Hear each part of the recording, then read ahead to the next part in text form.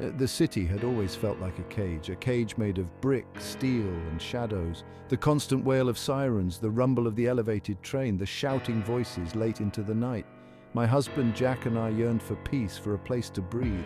We longed for green grass, for a safe haven to raise our children. We wanted to escape the concrete jungle. Jack worked tirelessly at the factory, his hands calloused. He never complained, always pushing forward. I spent my days caring for our small apartment, praying for a miracle. Our dog, Lucky, was our only solace. Every night we would lie awake, listening to the sounds of the city, the sirens, the shouts, the occasional gunshot, a constant reminder of danger.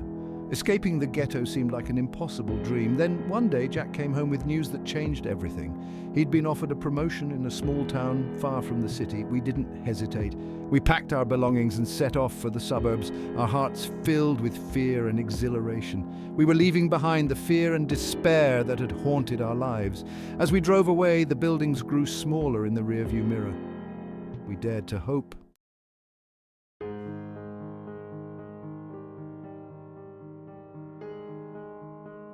The suburbs were everything the city wasn't. Quiet streets, lined with trees, manicured lawns, and children playing freely on sidewalks. It felt like we had stepped into a different world. Our little house wasn't much, but it was ours. A small patch of green grass, a porch swing, and a white picket fence. It was more than we had ever dared to dream of. For the first time in our lives, we felt safe, or so we thought. Jack worked long hours at his new job, but he came home each night with a smile on his face, the weight of the city lifted from his shoulders. I spent my days unpacking boxes, planting flowers in our tiny garden, and getting to know our friendly neighbors. Lucky, freed from the confines of our cramped apartment, reveled in the freedom of our backyard, chasing squirrels and barking at passing cars. The peace and quiet were almost deafening at first. We were so used to the constant noise of the city that the silence was almost unsettling. But slowly we began to relax, to breathe deeply, to appreciate the simple beauty of our new surroundings. The sound of birdsong in the morning, the gentle rustling of leaves in the breeze, the laughter of children playing in the distance. These were the sounds of our new life. We were finally free, free from the fear, free from the despair, free from the shackles of the city. We had found our sanctuary, our haven, our little piece of paradise. We believed that the darkness of our past was behind us, that our future held nothing but happiness and light. We were wrong.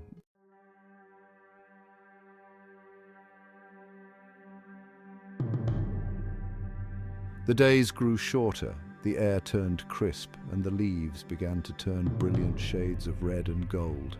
Autumn had arrived in our peaceful suburb, and with it, a sense of unease began to creep into my heart. Jack, ever the optimist, dismissed my worries as nothing more than nerves, but I couldn't shake the feeling that something was amiss. The nights were growing longer, and the shadows seemed to grow too, stretching out like grasping claws.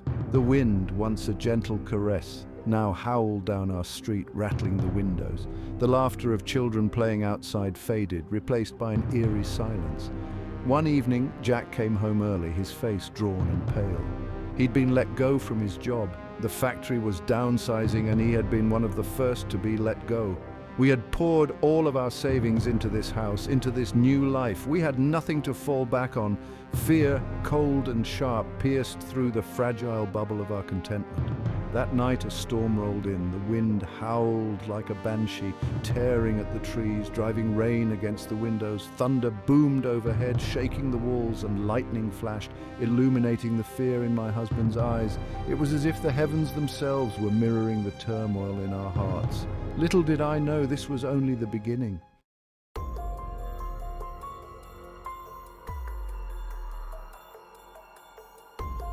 The rain continued to lash against the windows, a relentless barrage that mirrored the turmoil in our hearts. Jack sat at the kitchen table, his shoulders slumped, his gaze fixed on the pile of bills spread out before him. The pink slip lay like a fallen soldier amidst the chaos, a stark reminder of our shattered dreams. The weight of responsibility pressed down on him, heavy and suffocating. Husband as Jack, there's an opportunity for overtime at the factory. They need someone to work the night shift. My heart sank. The thought of being alone in our creaky old house with the storm raging outside and the darkness pressing in filled me with a primal fear I couldn't explain. But I knew we had no choice. We needed the money, needed it desperately. "Wife as Lisa, be careful, come home to me as soon as you can." He nodded, his eyes filled with a mixture of gratitude and guilt. I helped him gather his things, packing him a thermos of coffee and a thick sandwich, praying it would be enough to sustain him through the long, lonely night. As he pulled on his heavy work boots, Lucky whined at his feet, sensing his master's unease. "Husband," as Jack. "Don't worry, boy, I'll be back before you know it." He leaned down and kissed me, a quick, hard kiss that spoke of unspoken fears and desperate hope. Then, with a final glance back at our little haven, he stepped out into the storm, disappearing into the darkness as quickly as he had come.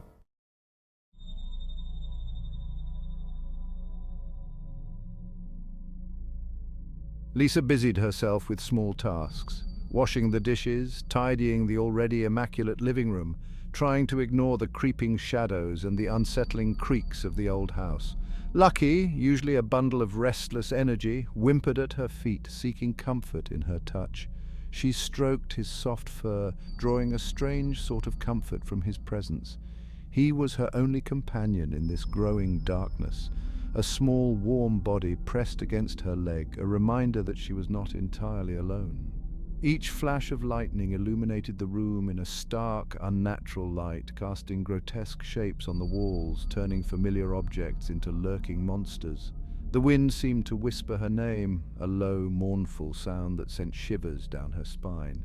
She told herself it was just the wind, just the storm, but the fear, irrational and primal, continued to grow, twisting its icy fingers around her heart. Hours crawled by, each one an eternity. The clock on the mantelpiece ticked with agonizing slowness, each tick a hammer blow to her raw nerves. She tried to distract herself, to read a book, to listen to the radio, but the words swam before her eyes, the music drowned out by the cacophony of the storm and the frantic beating of her own heart. Even Lucky seemed on edge, his ears pricked, his body tense, a low growl rumbling in his chest. He too sensed that something was wrong, something more than just the storm.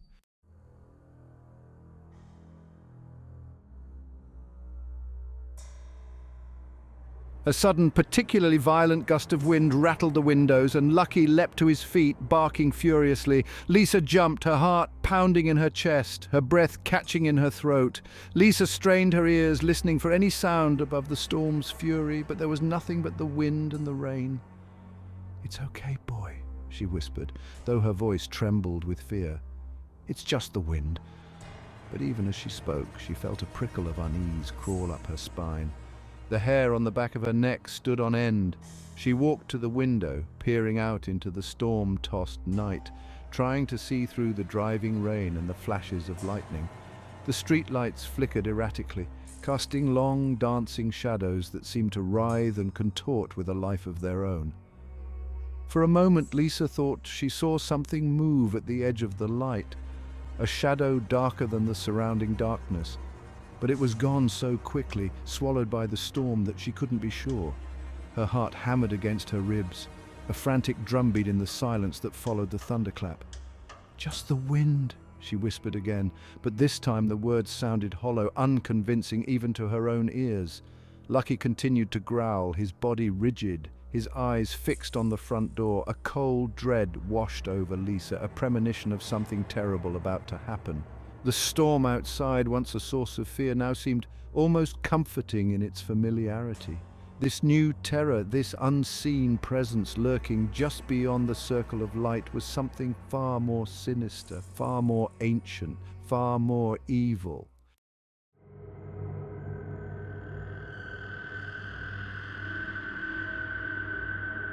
The first scratching sound came from the back door, a faint, almost imperceptible noise, easily dismissed as the wind against the wood. But Lucky's growl intensified, a deep, guttural sound that sent chills down Lisa's spine. He knew it was something more, something sinister approaching. "Lisa," I crept closer to the back door, my heart pounding so loudly I was sure it must be audible over the storm. Peering through the peephole, my breath caught in my throat. Two glowing eyes, malevolent and hungry, stared back at me. They weren't the eyes of any animal I had ever seen. They were too large, too intelligent, filled with a chilling primal hunger that sent a wave of terror crashing over me. The scratching became more insistent, more frantic, accompanied by a low, guttural growl that seemed to vibrate through the very floorboards. Whatever lurked outside was strong, far stronger than any dog, than any man. Panic welled up inside Lisa, threatening to consume her. "Lisa!" Suddenly a loud crack split the night. The back door shuddered violently as something heavy slammed against it. The creature was trying to break in. I stumbled back, my hand flying to my mouth to stifle a scream. Lucky barked furiously, his small body trembling with a mixture of fear and protective rage. They were trapped, alone in the darkness with a creature born of nightmares, and the storm raged on, indifferent to their plight. This was the beginning of a night of unimaginable terror, a fight for survival against something ancient and evil. This was the night the nightmare began.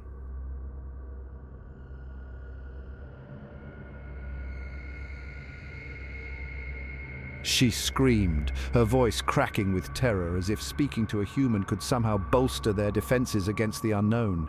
Lucky, understanding the urgency in her voice, even if not the words themselves, abandoned his barking vigilance and darted through the house, a furry whirlwind of panic. "Lisa," I raced to the kitchen, grabbing every heavy object I could find, a cast-iron skillet, a ceramic crock filled with utensils, a bag of potatoes, and dragged them to the back door, piling them against the flimsy barrier as if building a fortress against a hurricane.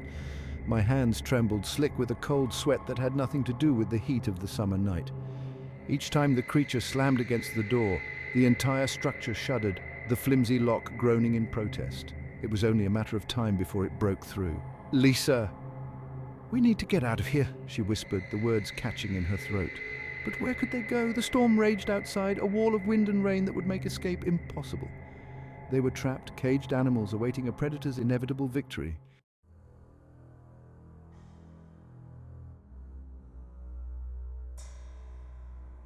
Despair threatened to engulf her, cold and suffocating. They were truly alone, cut off from the outside world, at the mercy of whatever lurked on the other side of the door. Lucky whined, sensing her growing terror, nudging her leg with his wet nose as if offering a silent reassurance she couldn't give herself. "Lisa, it's all right, boy, we'll be all right." But even as she spoke, she knew it was a lie. The barricaded door wouldn't hold forever. The creature was relentless, its hunger palpable, its presence a suffocating weight pressing down on them, and they were utterly defenseless.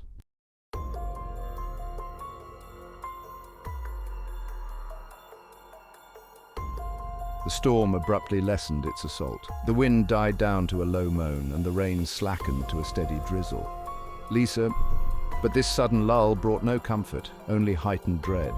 The silence was unnerving, amplifying every creak of the old house. The creature seemed to have retreated, its silence more terrifying than its rage. "Lisa," I stood frozen, every sense on high alert, listening for any sign of the creature.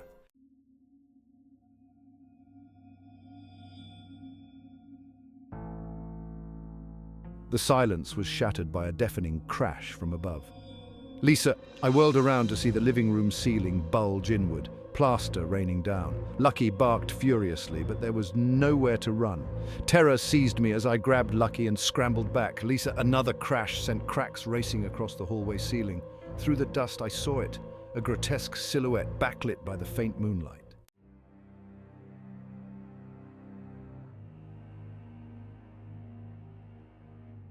The creature hesitated, its form obscured by darkness and debris. "Lisa," it was a grotesque mockery of nature, its eyes glinting with malevolent intelligence. Survival instincts took over as I hurled a heavy ceramic lamp at the creature. "Lisa!" It roared in pain, but my hope was short-lived. The creature surged forward, its clawed hand reaching out for me. The night erupted into a desperate battle for survival.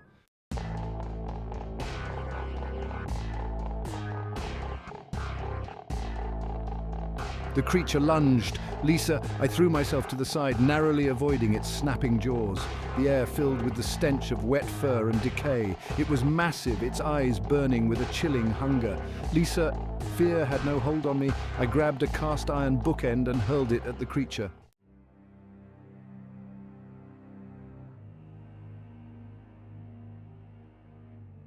The bookend caught the creature on its shoulder, eliciting another roar of pain. "Lisa!" I shoved Jack towards the bedroom, urging him to safety. Jack hesitated, but the creature renewed its attack.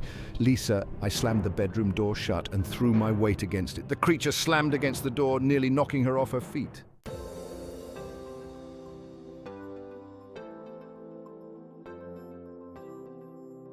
Desperation lent her strength as she shoved a heavy dresser against the door. Lisa, through the small window, I saw a faint glimmer of light. Dawn. Legends spoke of creatures of the night vanishing with the first rays of the sun. "Lisa!" I clung to that hope as a drowning man clings to a piece of driftwood. It was all I had left.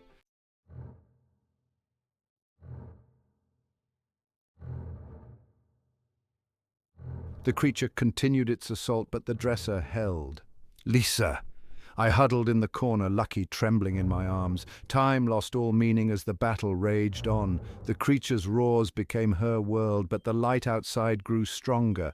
The promise of dawn was a lifeline pulling her back from the abyss.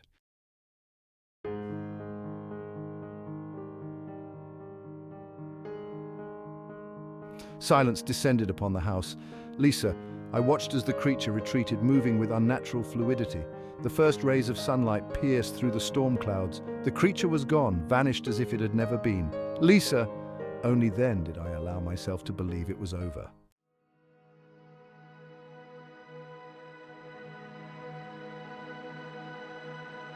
The police arrived shortly after dawn, finding the house in ruins. "Police officer, we can't explain what happened here, but I knew the truth. I had seen it with my own eyes." "Lisa." Life went on, but the fear remained, a constant shadow. Every creak, every rustle, every storm brought the memories flooding back. The creature was gone, but I knew it was still out there, somewhere. And I would never truly be free from the terror of that night.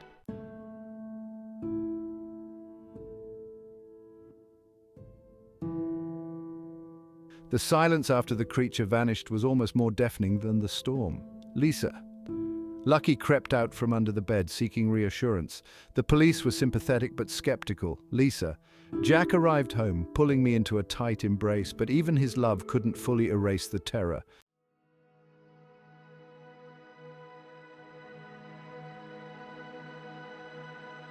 Life resumed its rhythm, the house repaired as if the horrors were a bad dream. "Lisa." Jack threw himself into his new job, clinging to routine. Sleep became a battlefield, haunted by fleeting glimpses of yellow eyes. "Lisa." I threw myself into mundane tasks, trying to drown out the whispers in the wind. But the fear had taken root deep inside me, choking the joy from my days.